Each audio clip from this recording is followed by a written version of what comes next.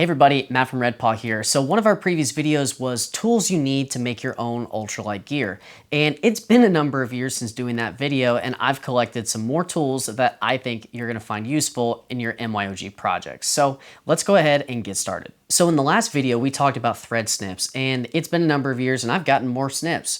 So this is my new current favorite. This is from Fiskars. They're spring loaded, so you squeeze it to cut. And the reason I like these is the blade is just the right length, it's narrow, and it allows you to cut very precise cuts on the fabric for relief cuts, for trimming little bits that stick out of your seams, or just simply for cutting threads. So I highly recommend these, and I find them to be a lot better than the alternative of the cheap snips. They also just stay sharper for longer, and they can be resharpened too. So if you watch the Ripstop on the Record podcast, I've talked a lot about scissors. I'm a huge proponent of scissors, and I think having a good quality pair makes a big difference. Now in the last video, I was using only cheap scissors.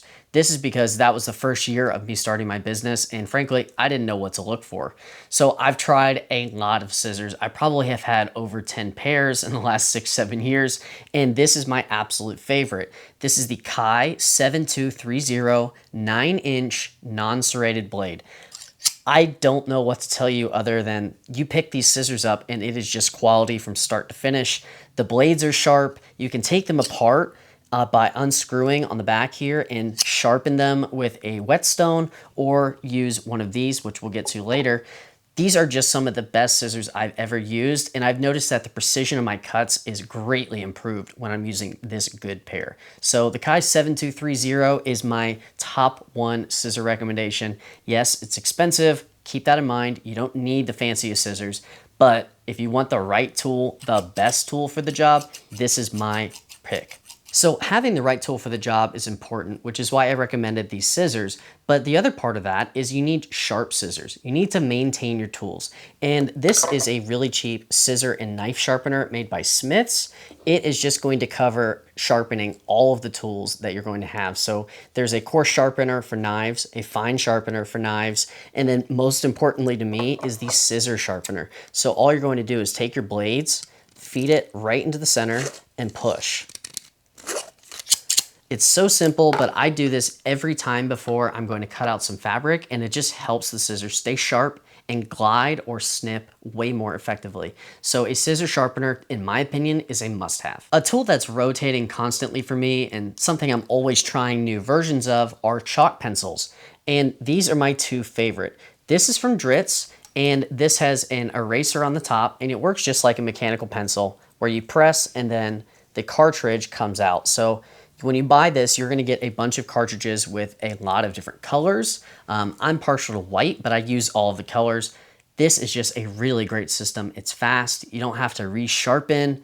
It is just the perfect system, and it's cheap. It's a cheap item. Now, if you need something a little more precise for your marking, because the tip of the Dritz is not that fine of a point, you can also get one of these. This is a fine-tipped mechanical chalk pencil. Exactly the same system as before, but this is a very, very fine tip, and this is great for precision marking. One of the tools in my quiver is a good razor knife. Now, I've used all of the cheap ones before, and those are fine. But if you want something nice, you want the upgraded version, this is made by Alpha, and you can see that all you do is screw this little tensioner, and you can pop the blade out as much as you want and snap the blades off when you need a new one. This is not expensive, but just the grip and the handle alone is worth the upgrade over those dollar ones you get from the store. So the Alpha razor blade knife is my top pick. So at some point you're gonna have a need to punch a hole in some fabric or into grosgrain ribbon and set a grommet. Now my first solution to that was these hand pliers. And while they work, it is so uncomfortable if you need to do more than 1 or 2 holes. And in a production setting, this just was not feasible. I mean, my hands get hurt and red, and I was looking for a solution to fix this. So in comes the drill. This little bit here is made for leather, and this actually will attach inside of a drill. So instead of hammering and punching, like you might do with leather, you feed this part into your drill. I'm using a DeWalt drill, but you can use anything. It's a universal fit.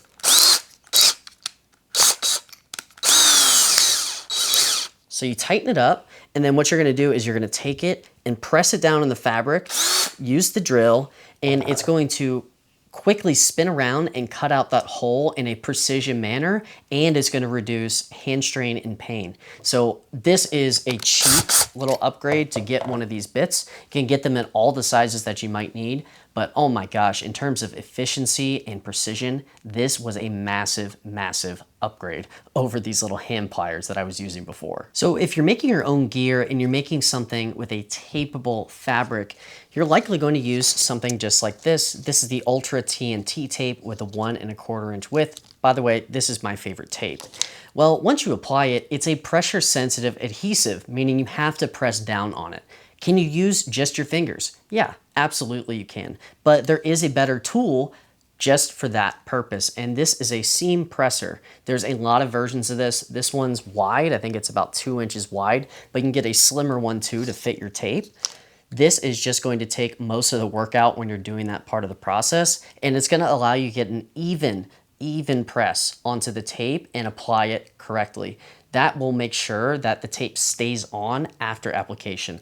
So the seam presser, the tape roller is what I call it, is a great tool to have if you plan to use a lot of tapeable fabrics. Now, it's probably come up where you need to pull a drawstring or a piece of elastic through a channel that you've just sewn. Now, an example of this would be like side pockets or a front stretch pocket where elastic is going to be encased inside, or you're making a drawstring top where you have a piece of cord going all the way around the circumference of the bag. This is the perfect tool for that.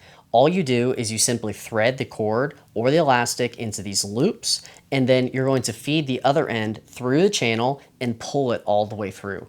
This is such a cheap tool. It usually comes in a set for about $5 to get this and a loop turner and all sorts of other little tools to position your cord and elastic. But oh my gosh, this is going to save you so much headache. Highly recommend this. It is a no-brainer. So in the last video, we talked about using clips, and in particular, these Wonder clips, which I still like quite a bit. I use them all the time, but it's not going to work when you have a really, really thick seam, or like in bag making, for example, you have a lot of pieces all joined up at once.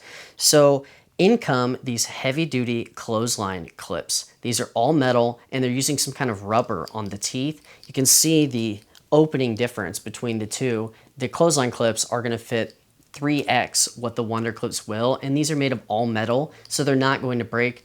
I've also found that the rubber portion is going to keep all the layers very tight.